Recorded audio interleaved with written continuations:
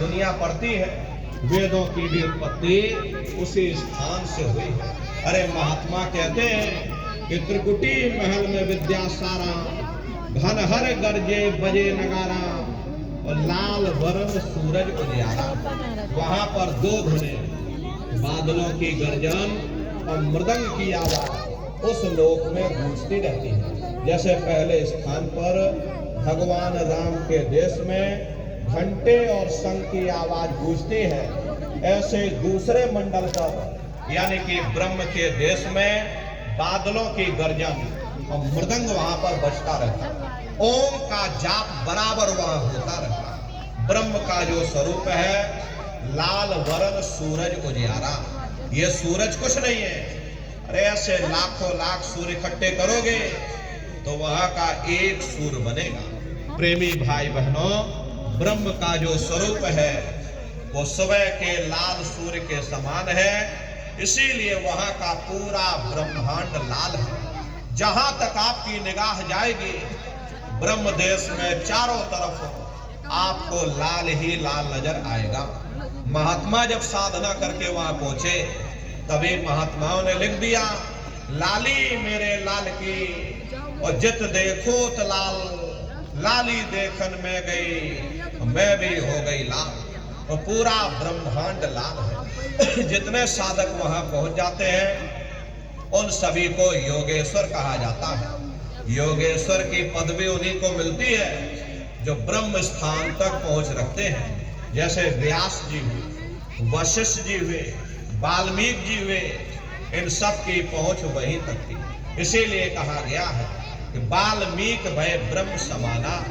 जब इनकी जीवात्मा वहां पहुंचे और जब इन्होंने ब्रह्म का दर्शन किया, इनका स्वरूप भी ब्रह्म के समान यानी कि ब्रह्म स्वरूप हो गया। तो जितने साधक वहां पहुंच जाते हैं उन सभी को योगेश्वर कहा जाता है। योगेश्वर भगवान श्री कृष्ण उसी देश में वास करते हैं। ये जो ब्रह्म देश है वो श्री कृष्ण भगवान का ही देश है और श्री कृष्ण भगवान वहीं पर रहते हैं। बाहर की जन्माष्टमी नहीं है जो आप लोग यहाँ जन्माष्टमी मनाते हो, ये तो आप नकल करते हो।